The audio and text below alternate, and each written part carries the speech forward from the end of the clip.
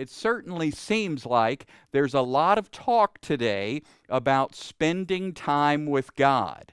Have you heard that expression? It's important that you spend time with God.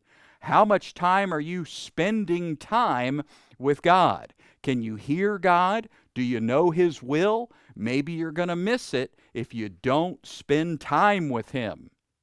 What are they alluding to? Of course, they're talking about Bible reading.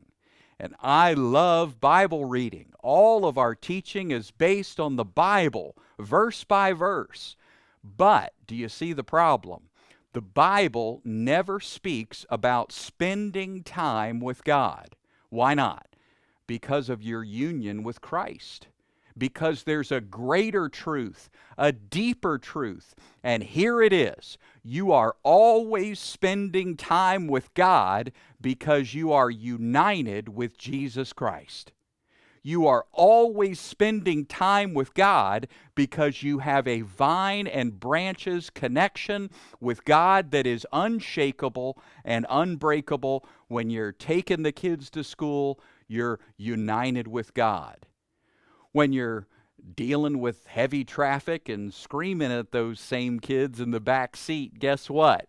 You're still spending time with God because you're united with Jesus. And I'm telling you that what I'm sharing with you right now, it will revolutionize your entire day because you realize everything is spiritual. It's not just the church stuff. It's almost like we've grown up with three categories. You know, there's the good Christian stuff, and then there's the sinful stuff, and then there's this middle category of neutral stuff. Well, I've got some news for you this morning. There is nothing neutral. Everything is spiritual. There's only two ways to walk mentioned in the New Testament. You walk by the Spirit or you walk by the flesh. There is no third walk. Why do I mention this? Because if you're always spending time with God, if the Spirit always dwells in you, if you're always united with Christ, then guess what? Everything is spiritual, and everything you do is an opportunity to express Jesus. Do you see this? Do you see how important this is?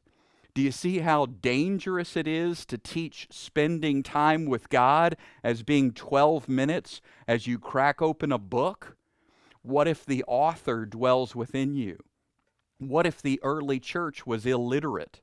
What if they spent time with God all day long, realizing their union, and thereby they rocked the world 2,000 years ago, introducing the gospel in an unbelievable manner, living from their union with Jesus. Spending time with God, you're doing it.